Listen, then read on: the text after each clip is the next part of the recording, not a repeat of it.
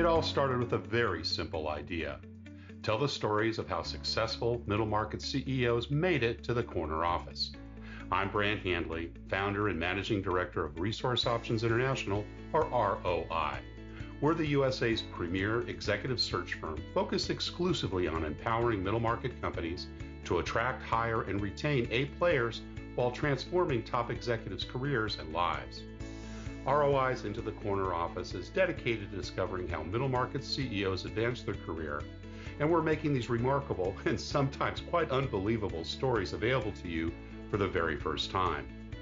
Listen and learn about the challenges they've overcome, the interesting people they've met along the way, and the lessons learned that steered these executives' unique journey into a middle market corner office of their own.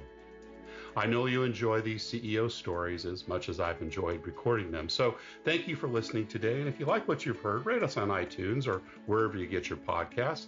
I'm looking forward to you joining me on the next great middle market CEO adventure into the corner office.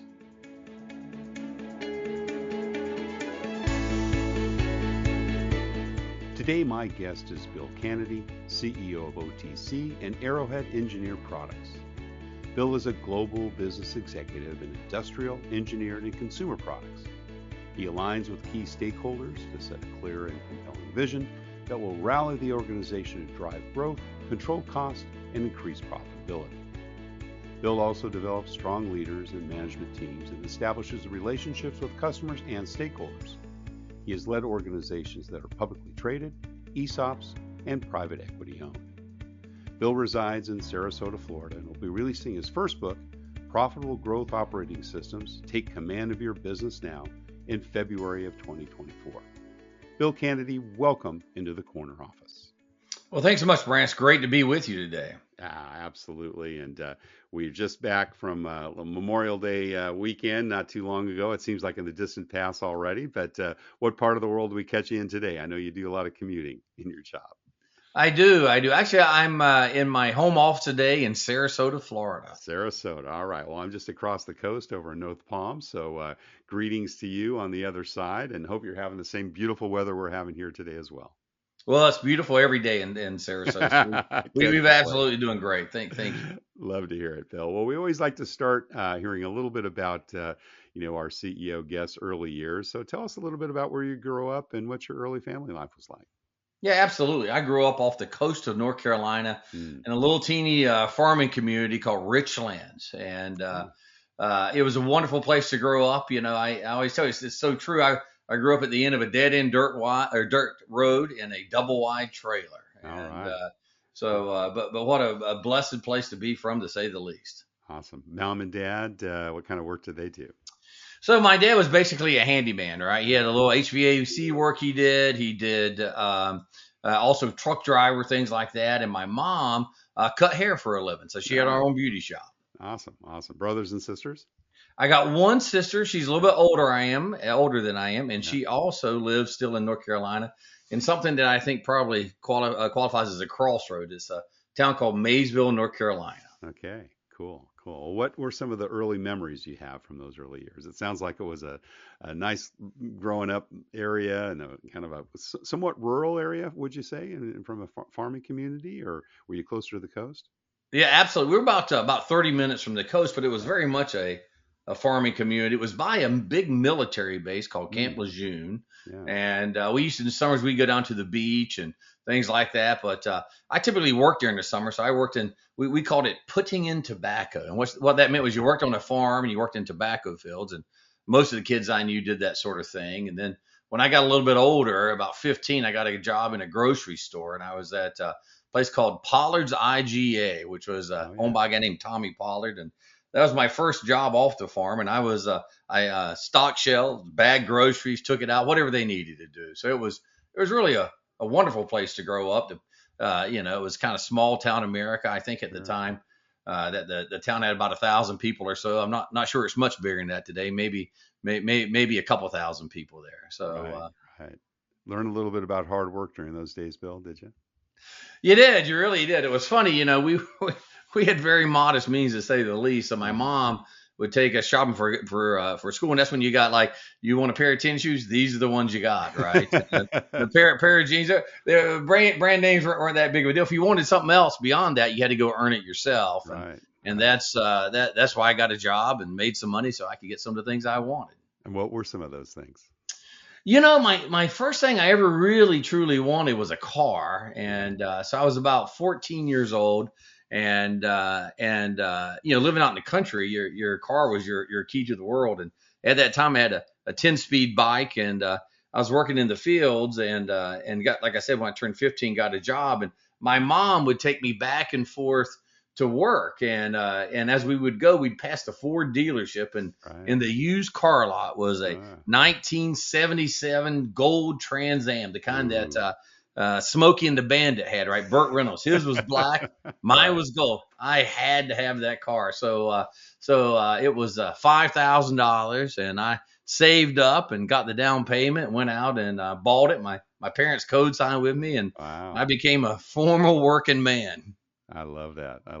At the ripe age of 16 or so, when did you start driving there? Absolutely. Well, in North Carolina, you couldn't get your license till you were 16, which I think is pretty common across most places. Right. So I got my driver's license, got my car, and went back and forth and kept bagging those groceries. And the funny thing that North Carolina had, which I think is very unusual, they don't do it anymore, but at 17, if you had a good driving record and you kept your nose clean, you could be a school bus driver. So I actually drove a school bus. Like I said, we lived out in this little farm, and we had places to park it. And Mr. Johnson, who was the vice principal in charge of that, he'd come out and he would inspect them and do it. You had to wash it every month or so, sweep it every day, wax the front end at least once a year, and that thing would go all of 35 miles an hour. Wow. Wow. I'd get up in the morning at 17, and my route was about an hour and a half long. And so I'd leave about 5, go out, pick up all the other kids. I had elementary kids, and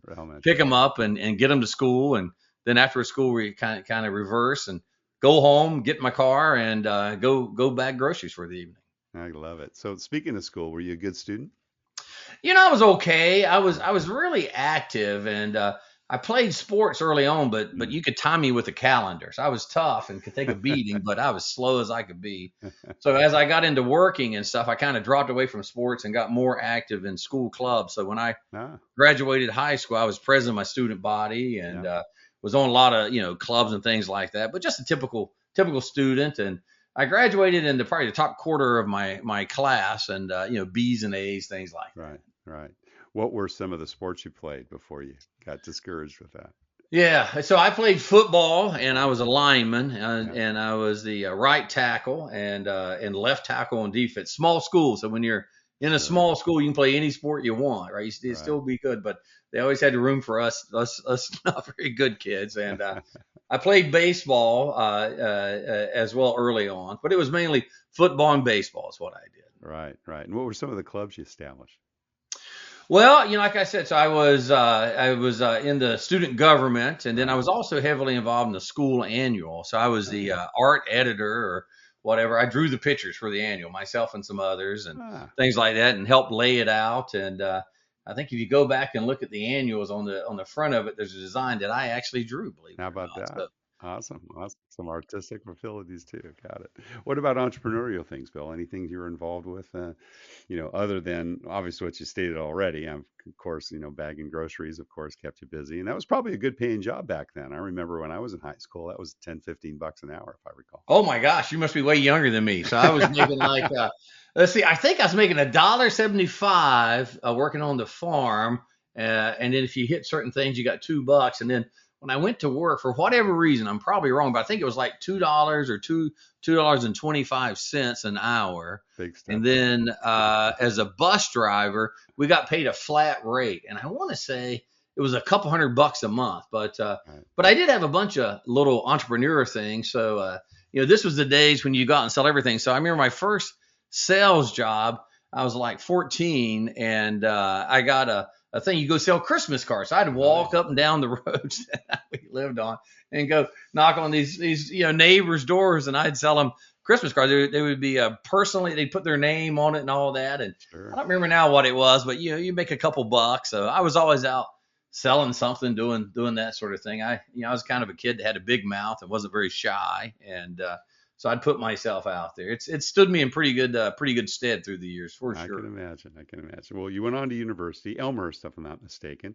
Was that kind of, conclusion that you decided early on? Was it something mom and dad encouraged you to do? What led you to university?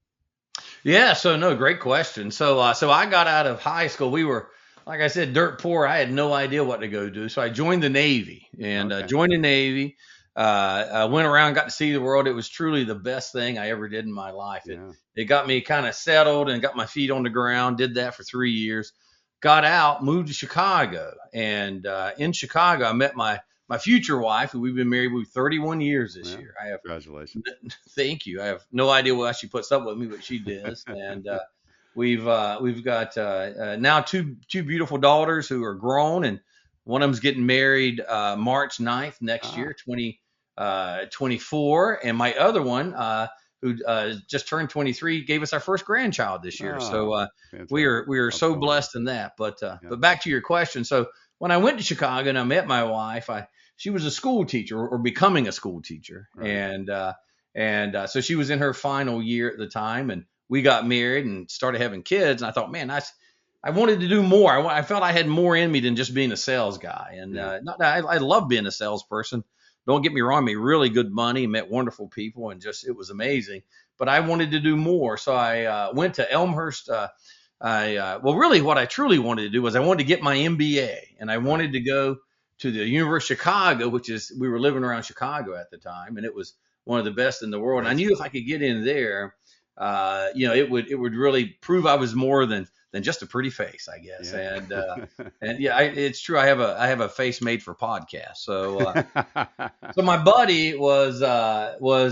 had gone there, and he gave me access to their they called it, believe it or not, Facebook. It was Facebook before Facebook that we've all come to know and love. And so I went in and I researched, and I realized what I wanted to do was what was the best local school that had to get me into University of Chicago. So I did research, and I realized at the time it was called Elmhurst College. I realized that was it, and they had sent at the time 5 people to the University of Chicago's. It was called the Graduate School of Business. Now it's called Booth, of course. And I thought, this is it. So I applied. They were gracious enough to accept me. And what a wonderful experience. Elmhurst, I'm telling you, it's just changed so many lives. And how the circle closes is today I actually sit on the board, and I'm the chairman of their investment committee. So I get to give a little bit back there. But I went to Elmhurst, graduated summa cum laude. So I don't know how to pull that off, but I did.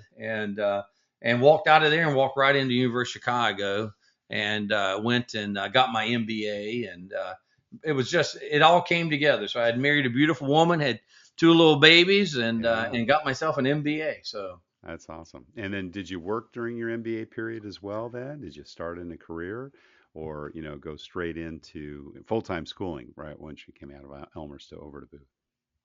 Yeah, I worked the whole time. I went to school at night and weekends. So Elmhurst had this program, and since I was ex-military Navy, they had programs for folks like me. So I went nights and weekends there. Graduated, and I went into the Chicago's part-time program. And at the very end, I went full-time in it for about a year. I had a mortgage and kids and shoes to buy and all that, so I had to keep paying for them while I was doing it. But that last year, so funny. I tell people today, I was like, I graduated out of University of Chicago with $112,000 in debt. I was like, how in the world am I going to pay this stuff off? But we did, and at the same time that I graduated, my wife went back and got her master's, and it's so funny. She's such an amazing woman. She was pregnant at the time and went on bed rest, and so she's on bed rest, going and getting her master's in education. I'm in the middle of my master's, and how we pulled all that together is a mystery. But we were blessed and supported each other, and that's really what it takes, right? If you're going to accomplish anything in life, you got to have a great partner. Your family's got to be there, and things like that. And I got great support through my employer as well, having some flexibility to go. So it somehow or another it all worked out. So who were you working with during those years? So I was working with a couple of different companies. So I primarily was working with a company called Sackner, which is a private equity owned company up out of Grand Rapids, Michigan, and just a wonderful organization there. And then as I went into the end of it, I transferred to a company called Inventus, which was where my buddy was working at, which is this big old global company that was owned. It was a European company, and they were headquartered in Canary Wharf, which is over in the UK, over in London. Yeah, got it. And were you doing sales jobs at that stage, or getting into managing businesses directly? Tell us a little bit about those first jobs. So I had been a salesman all the way up until the point of Inventus. And when I went to Inventus, I'd got my degrees and the managerial stuff, and I moved into like a director of product marketing. Then I took over design engineer and some other things, and round up running around the components group of it, which was really valves and pumps and actuation and all sorts of just highly engineered products. Right. Did you have some leadership responsibilities early on there? I did. I had about probably 20 people under me, primarily product managers, marketing, and engineering at that time. And, Inventus was such a tremendous place to go to, when things are really stable in life, it's in a company, it's really hard to get opportunity. But if you go into a place that's having difficulties, or growing fast or challenges or anything like that, you really get a shot. So when I went to work for Inventus, like I said, it was this giant company, about $25 billion in annual revenue, but they were having tough times. Yeah. And what that was a result of was they had went and bought, I don't know, probably 100 different companies. And the CEO was a guy named Alan Yurko. And they realized that they had not got all the tax stuff right, I guess. And so they owed money all over the world. And so what happened was we basically got cash calls that we had to go pay, and Inventus started selling stuff off. And so myself and other leadership team, we went from really running the businesses, which we kept doing, to we had to help go sell the businesses. And that was really my first taste of truly getting mergers and acquisitions, doing deals around businesses. And so we I got to see two different sides of it. I got to see the side of not only how do you go make the products, but I got to see the side that was, how do you position it out in the market? What are people looking for? What do buyers get excited about? And I learned so much. What were some of those leadership lessons you learned during those years, Bill?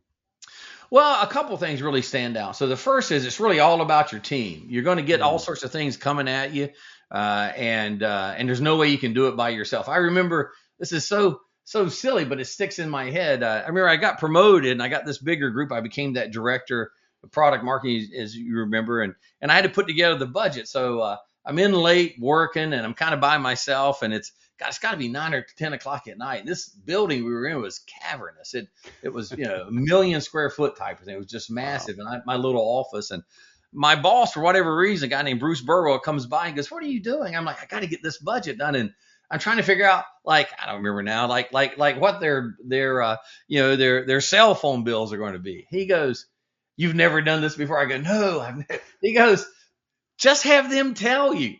I go, "Wow, it was such a revelation." I'm like, "Yeah, they probably really go ask that question. Just go ask them, right?" It was so funny. So the first thing is it's all about the team around you. You need to communicate, be open and candid with them. Hey, this is what's going on. And it's so amazing when that happens, people want to be part of it. If you find yourself trying to convince people, this is not the right place. You're not doing it the right way, because if you sell them, if you convince them they've got to be part of it, right, they're going to blame you when things go wrong. But if you come in and you say, "Look, I need help. This is going to be difficult. Right. This is going to be hard for us to get through," they understand it. They want, and people typically want to opt into it, believe it or not. They like being a part of something bigger than they are. So as we went into that and my team was coming together and we found out that the company was in bad shape, having that open and honest conversation made all the difference. And later on, I realized it was called the Stockdale Paradox. And I don't know if you're familiar with that at all. I'm not. Yeah, tell us about that. So Stockdale Paradox goes back to an admiral by the name of James Stockdale, and he's truly an American hero. And I think I'm right on this. I believe he was the longest serving, highest ranking admiral over captured in Vietnam. You know, that Oh, Hanoi, Hilton, and all that. John McCain was there as well at the time, so it was kind of all that going on. And most people today, if you remember, you got to be a certain age. Most people today would associate him with Ross Perot. When Ross Perot ran for president back in the 80s, Admiral Stockdale was his vice president. He stood up on the stage. Right. Yeah, I knew I'd heard the name. That's Yes, he stood up on the stage, yeah. and it's quite funny, and it was kind of sad because he was in his 80s. He goes, why am I here? You know, they were doing typical political crazy stuff, and so he got remembered for that. But what he's really known for is just being this extraordinary leader and war hero. And so when he came out of as a hostage, right, from it, they interviewed him and they said, Admiral Stockdale, this is extraordinary. You made it when so many didn't, right? Like what do you attribute it to? And he goes, well, that's easy. He said the optimist died first. I'm like, oh my gosh, what does that mean, right? And what he said was people would come in. He said, this is horrible, right? These are terrible, terrible circumstances. And they would come in and they would say, you know what, I'm going to make it. I can deal with this torture and this terrible situation. And we're going to be home by Christmas. And, you know, Christmas would come and go and they weren't home. And then they would say, well, it's New Year's and then Easter and 4th of July. And it would go on. And when it didn't happen, they would lose hope. They would lose faith in it, right? He said the people who made it recognized two things. One, they knew they were going to make it. They knew they were going to make it. They knew it was not going to be easy. It was going to be horrible. It was going to be the worst thing they'd ever seen. But they knew they had it inside of them to get through it. Those are the people who make it in life, right? And that's what it is with teams. When you bring people with you and you read them into what's going on and you tell them, like, this is not going to be easy. This is going to be challenging. It's going to take everything you got, but we will make it through them. Together you can get there. And that was really the beginning of it with me with Invensys as we went through this. What was a very challenging time. It was a wonderful company. They owned amazing companies, but they had financial difficulties, nothing to do with the local business, just the way it was structured. And that meant there was going to be change for everyone. And people don't really like change, right? Particularly if it's unknown. And so bring them together, make them part of the team, for whether it's putting your budget in, selling a business, or going through turning a company around, getting people with honest buy-in makes all the difference. Yeah, they like progress, but they don't like change. Nobody likes change. You know, today I go around and I tend to go out and I spend a lot of time out in the field with my folks and all that. And I'll stand in front of them and I'll say, particularly if it's a turnaround, and I'll say, hey, look, this is not going to be easy, but we are going to get through it. And people will ask questions and you know, you know that they want to just hoping that it's finally going to settle down, but they also know we're not in a good spot, right? And so I'm very candid. I'm like, look, the one thing I can guarantee you, the one consistency is absolutely going to be change. But we're going to get through this together. And by being candid and by being frank and being honest, when they can tell, they'll go with you, right? Yeah. Because grass isn't greener. Every place has trouble, right? Sure. They know that. They know it in their personal lives. They know it here. They just don't want to be what they feel is lied to. It sounds like there's a certain amount of vulnerability as well, Bill, that's required. Would you say that's true? I think so. You know, it's funny. I've realized this through time that running a business is no different than just running your own personal life, right? You got to keep your debt under control, be able to pay your bills, keep everyone going in the same direction. And so when I talk to people, I try to talk to the level whoever I'm talking to. In other words, there's no need to talk to all sorts of fancy things if you're talking to people who are worried about putting food on the table, right? There's no need of talking to above or below or someone else, and people get so caught up in it. I just come in and, you know, I just try to remember my audience, talk about what's going on, and make it personal to them, and make them understand what we're going on. I don't expect them to care the fact that the business is struggling, but I want them to know that this is affecting them, which they clearly do. I know they want more. I know they want more salary, they want more time off, better benefits. We want to give them all that, but we got to be able to afford it, right? There's no magic bucket of money sitting around with a ladle that we can just go dip into and out it comes. We have to go earn it, and we have to earn it ourselves, just as we do in our own personal lives. Same thing in the business. So people respect it and can get their mind around it, but that vulnerability that you spoke of is exactly on point. Yeah. What about mentors, Bill? Did you have any along the way, maybe early in your career? And If so, tell us a little bit about some of those. Yeah, absolutely. All right. The only reason I'm in the role I'm in today is people have taken a chance on me, and I've tried to do that for others. Right. I go all the way back to my parents and, everything from my mom. My mom was a hardworking woman, really kept the family together, very modest. Right. My mom and dad, my mom was 15 years old when she got married, which was not uncommon at the time, but holy heck, that's still pretty young. So it was, but she was a tough woman and really taught us everything. My dad was the consummate salesman, right? He made everyone feel good about themselves. So that meant my mom was always trying to keep him under control and going from there. But I learned that hard work and honesty from my mother. And then, other ones I remember. So we used to go, I grew up in the South, as I think I said earlier. We did a lot of hunting and fishing and things like that. And we used to go hunting on Camp Lejeune. And one day I'm walking through one of these fields they have where they do what's called maneuvers, right? Where the Marines would go out and spend time. Well, when they weren't there, they made them available to local hunters who wanted to come out. So I'm walking along. I look up, and this little short guy's coming at me. Now I was pretty small then too. I was probably 15 or so. And this guy's coming up and we start talking and he's clearly a Marine but he's dressed in just normal hunting garb. It turns out his name was Al Gray, who later became the Commandant of the Marine Corps. Well, he was the commanding general of that base. And we struck up a friendship, and I think he was just being kind to a skinny kid. And and we stayed in contact for years. He passed away not too long ago, but what an extraordinary human being. And he would tell me stories. When he grew up, he was what was called a maverick, and that means you come in as an enlisted guy, and then you go on and become an officer. So he always kept that humbleness about him. He always kept his calm and touch. He talked to everyone he went to, and he treated people with dignity and respect. And I learned so much from that. It didn't matter the fact that he was in charge of that whole base. He didn't walk around to some little kid he didn't know and go, "Well, do you know who I am?" He was just another guy, and I always remember that. And I try to conduct myself that same way as I walk through. I know I'm the CEO. They know I'm the CEO. It doesn't matter, right? I'm just a person who's doing the best I can. It's really the team. The team gets everything done. And if we can get them together and treat them with dignity, respect, and give them opportunities, that we can accomplish amazing things. And the other thing I tell people all the time, particularly, look, as we all know, we went through a pandemic, and last time this happened, I think it was back in the 1920s with Spanish flu or whatever it was. But it was terrible, right? Something that no one alive I'm aware of had seen before.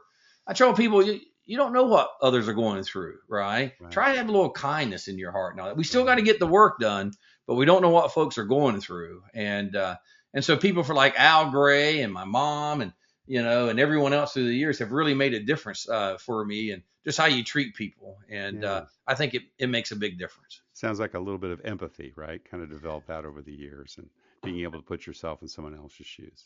That's true. I've never been accused of having great empathy, but I'm working on it. And, sometimes I can get so caught up in I got to go get this done. And, when you're running these businesses, make no mistake, the goal is to grow them and make profit. And, you can make all sorts of arguments. Is that a good thing or bad thing? I think it's wonderful, right? The thing that makes this country so amazing is we make things, right?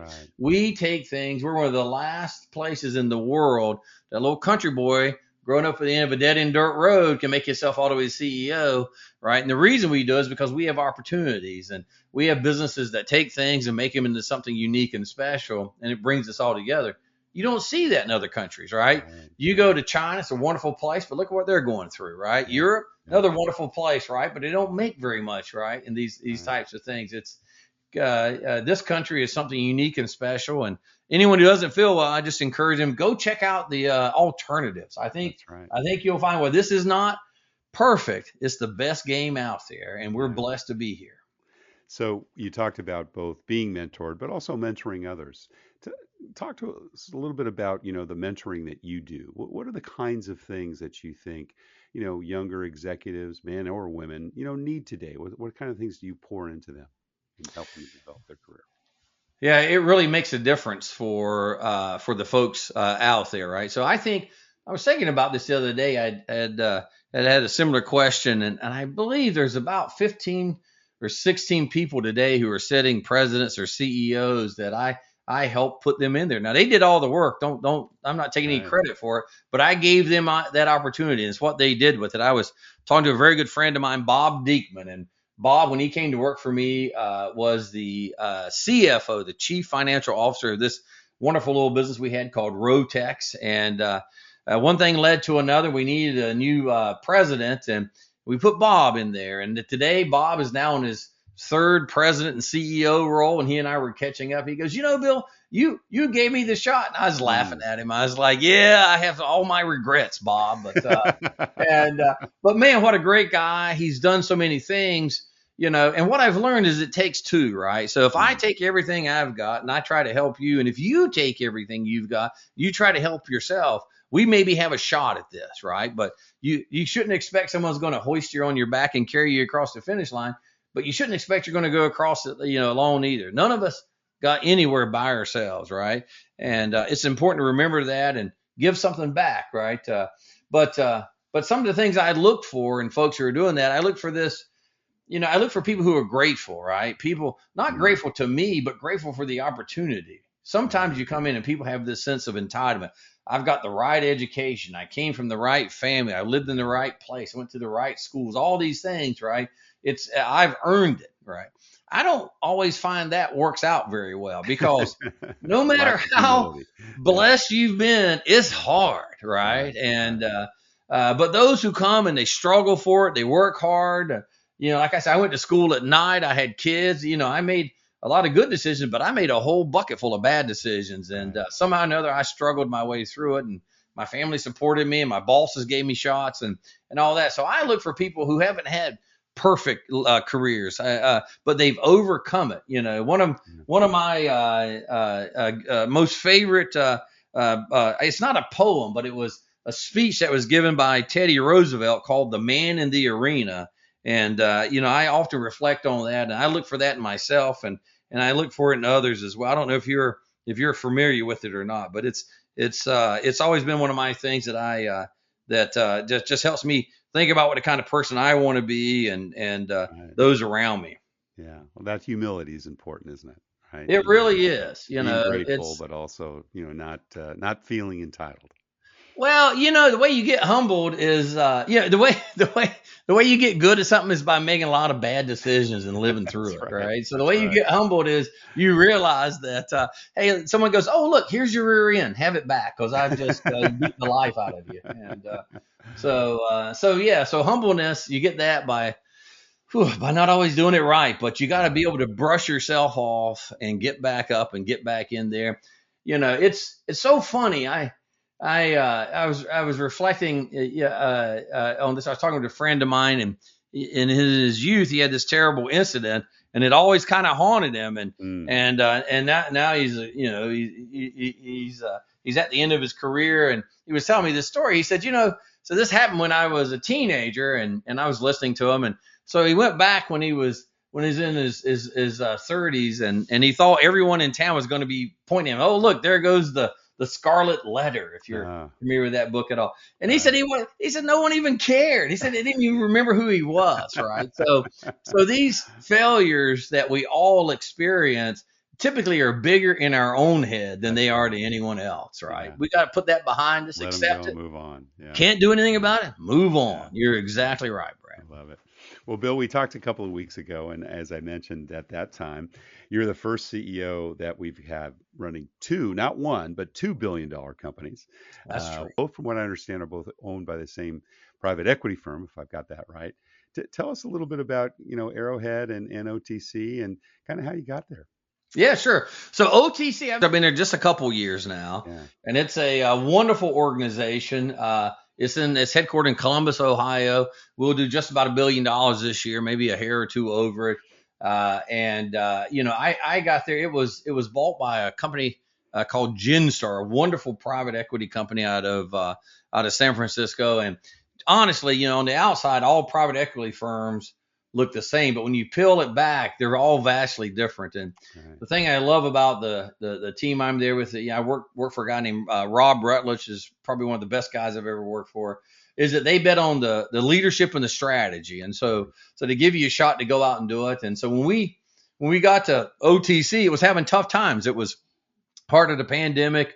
Our pricing was out of control. Inflation was running rampant. I always tell everyone we weren't at the crash site, but we could see it from there. And we were going to show up right in the center of the crash zone, probably 30 minutes before the ambulance made it. Right.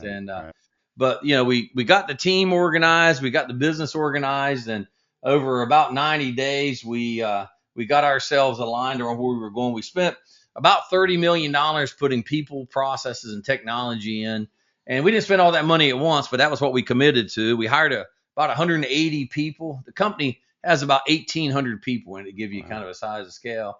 And we turned it around, right? We turned it around because people believed, right? We put a clear vision in, with very clear action items.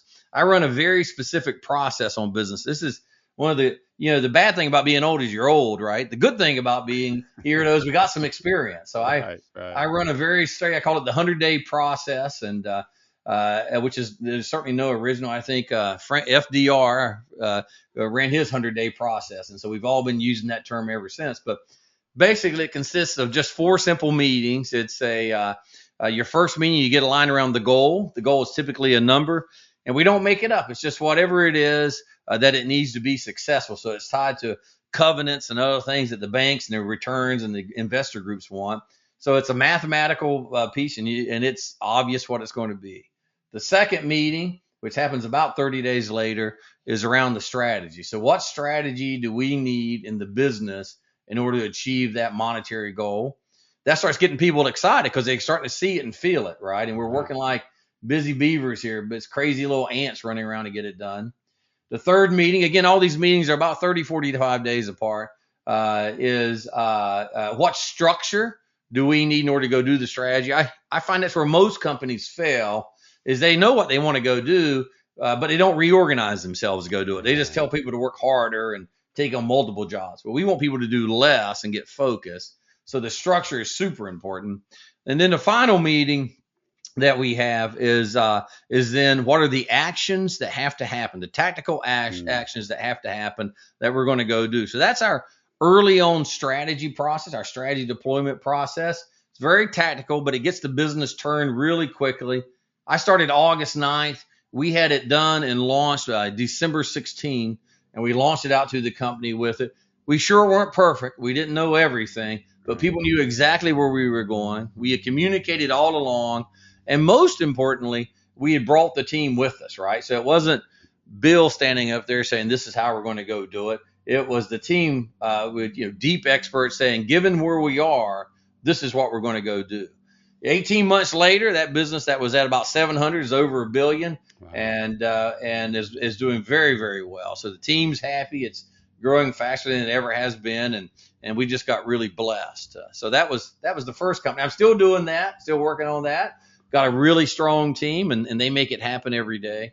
The second one's a new company, and that one's it's not new to me. It's not new to the world. It's been around for about 60 years or so in various forms. There's a company called Arrowhead Engineered Products, and that's out of Blaine, Minnesota. Okay. That was about $1.5 billion, and what they do is power sports products, ag products, everything from they would make golf carts and the accessories.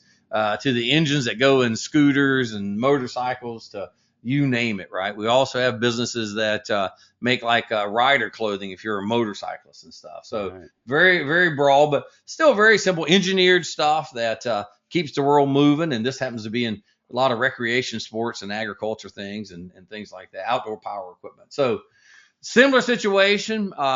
Business had grown dramatically over the last 3 or 4 years, had gone from $300 or $400 million. The team that was leading it had got it up to about $1 billion and $5 billion, and we have about 3,200 employees and wonderful group, absolutely terrific products, everything that you want to see, but they got a little bit ahead of themselves, right? So myself and my CFO, Adam McMahon, that we were asked to come in and help. It's a sister company. It's something that you normally wouldn't see, like you said, a person leading across both organizations, but it's working out great because we got great people and we're going through the same process. So we just went through our first meeting. I took that one over April 10th, and we just went through our first piece. Got our goal clear, and we do our strategy work coming up next week, in fact. Well, actually this week. So 7th, 8th, and 9th, we'll all be together working through what's it going to take. And it's not as if we don't talk in between, right? We have meetings every day about getting through. So these meetings are really just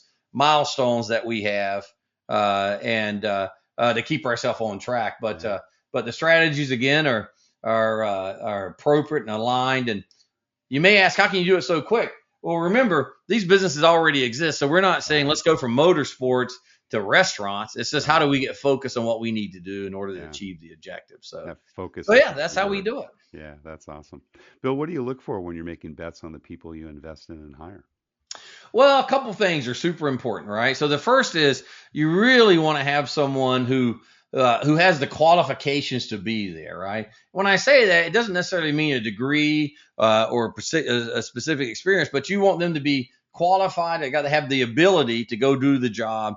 And most importantly, you want them to want to go do the job. Remember, we talked earlier, right? I like people who feel grateful for what the opportunity is and also know the industry or whatever. We can teach people products and all that sort of thing, but we can't teach people hunger. We can't teach people ethics. Right. We can't teach people that ability to get up out of bed and go after it, right? So you got to be raised that way. Yeah, you got to be raised that way, or something's got to happen. Maybe you lose a few times and you dust yourself off and you get back up. So we do that. We look for that and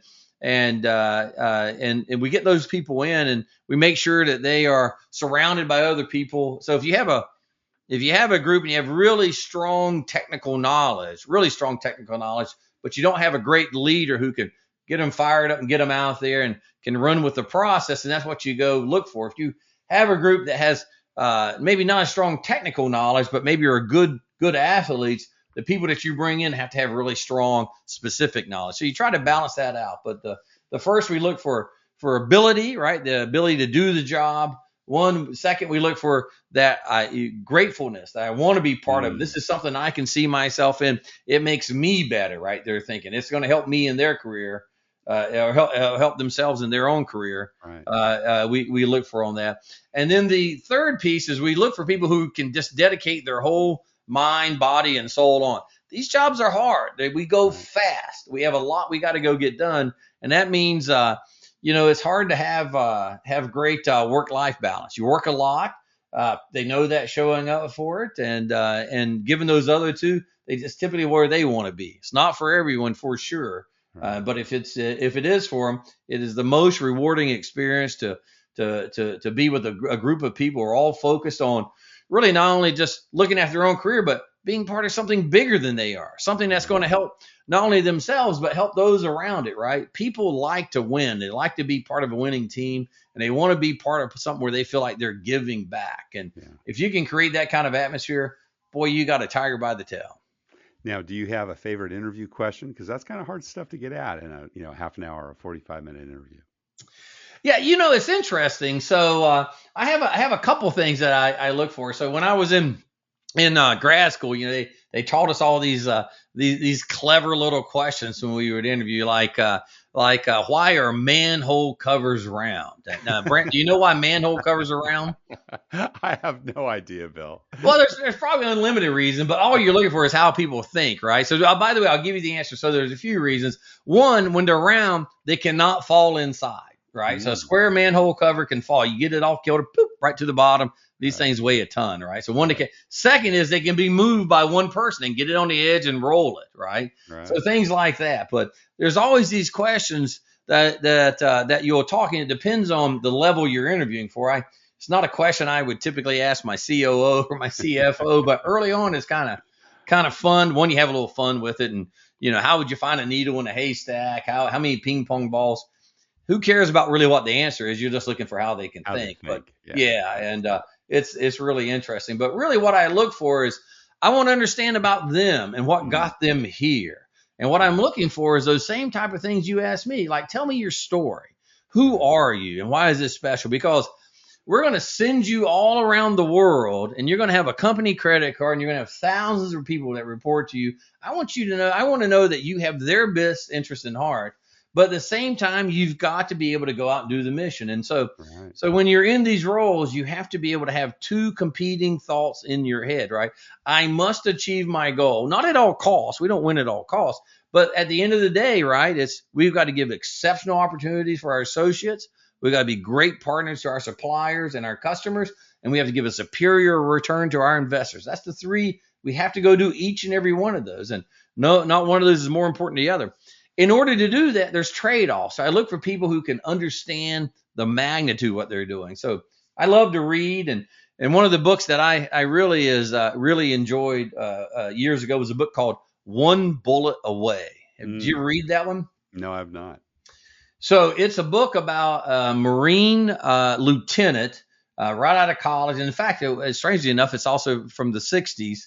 And he wrote this book, and it kind of became a little bit of a counterculture book at the end. But the early part is really what I think about. So the Marine Corps, and remember, I was a Navy guy, so we hauled them around. But I grew up by the Marines, so I have a special affinity certainly for them. The Marine Corps does two things. So you're a 21-year-old lieutenant, and you've got just a small group out there with enough firepower to blow the world apart. Right. And these are kids 18 years old, right? They can't even drink legally. Right. So it's an unusual conundrum. So what the Marine Corps focuses on is two things. One, teach you proficiency with your tools, right? You want to know how to use your weapon, how to use your shovel, how to use whatever you got. And then the culture, when to use the weapon, right? When to go, because they're going to take that lieutenant, that very young man or woman, and these young soldiers and send them around the world. So what do? They cross-train them. They make sure that they understand the weapons, but most importantly, when to do it, right? And that stuck with me all these years. So when you're a leader and I'm hiring people on my staff, I'm looking for people to understand our culture and how they're going to go do it, and that they want to be part of something bigger than they are. Making it about themselves, not helpful, right? Yeah. The second one is they need to be proficient in the tools. So we run certain things like we use 80-20, we use talent development processes, we use lean and all this other. Those are all just tools, just like a carpenter. All carpenters have a hammer and a saw and things like that. But they have this blueprint of what they're going to go build. It might be a mansion, it might be a condo, it could be an outhouse. So we have tools that you can build anything with. It's using those tools through the framework of our culture is how we're successful. So I look for people who can make it about something other than themselves, know how to use the tools, and want to be a part of culture like this and want to make it even better. So that's really what I focus on. Love it. Love it. Great stuff. Bill, you've been very generous with your time, and we're just about out of it. But we always have one last question we ask all our guests, and that's, what kind of career and life advice would you give to someone that maybe has their eyes on the corner office someday?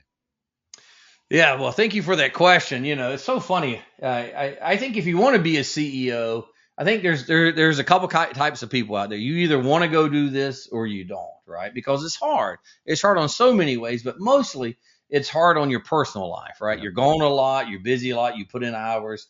It may seem from a distance like, oh my gosh, if you're the CEO, it's a life of reality. It is an absolutely wonderful life, but there's prices to be paid. No matter what you choose, whether you want to be at the beginning, right? You want to take and be sweeping the floors, which is a wonderful, terrific job, all the way sitting in the corner offices. Both have problems. Just make sure you pick the set of problems you're most comfortable with, right?